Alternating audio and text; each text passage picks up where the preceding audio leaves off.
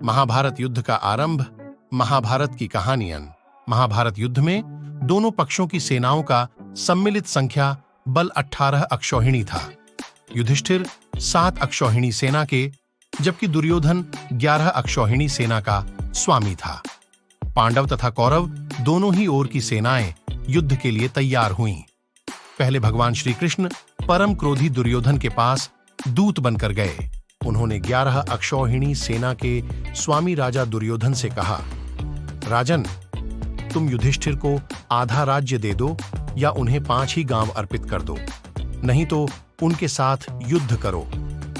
श्री कृष्ण की बात सुनकर दुर्योधन ने कहा, मैं उन्हें सुई की नोक के बराबर भूमि भी नहीं दूंगा।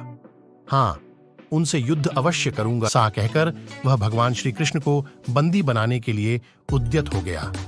उस समय राजसभा में भगवान श्री कृष्ण ने अपने परम दुर्धर्ष विश्वरूप का दर्शन कराकर दुर्योधन को भयभीत कर दिया। फिर विदुर ने अपने घर ले जाकर भगवान का पूजन और सत्कार किया। तदनंतर वे युधिष्ठिर के पास लौट गए और बोले, महाराज, आप दुर्योधन के साथ युद्ध कीजिए। दोनों सेनाओं के महारथी युद्ध से पूर्व पांडवों ने अपनी सेना का पड़ाव कुरुक्षेत्र के पश्चिमी क्षेत्र में सरस्वती नदी के दक्षिणी तट पर बसे समंत्र पंचक तीर्थ के पास हिरण्यवती नदी के तट पर डाला। कौरवों ने कुरुक्षेत्र के पूर्वी भाग में वहां से कुछ योजन की दूरी पर एक समतल मैदान में अपना पड़ाव डाला।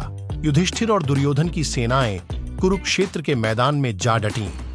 अपने विपक्ष में पितामह भीष्म तथा आचार्य द्रोण आदि गुरुजनों तथा सगे संबंधियों को देखकर अर्जुन युद्ध से विरत हो गए।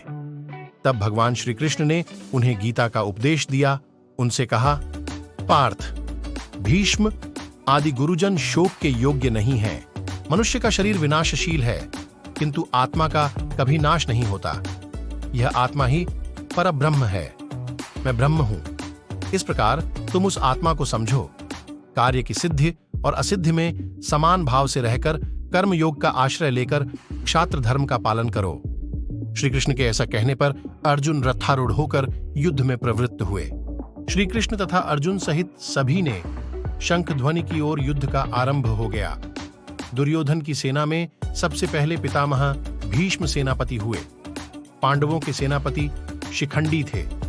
इन दोनों में भारी युद्ध छिड़ गया। भीष्म सहित कौरव पक्ष के योद्धा उस युद्ध में पांडव पक्ष के सैनिकों पर प्रहार करने लगे और शिखंडी आदि पांडव पक्ष के वीर कौरव और पांडव सेना का वह युद्ध देवासुर संग्राम के समान जान पड़ता था। आकाश में खड़े होकर देखने वाले देवताओं को वह युद्ध बड़ा आनंददायक प्रतीत हो रहा था। भीष्म ने 10 दिनों तक युद्ध करके पांडवों की अधिकांश सेना को अपने बाणों से मार गिराया।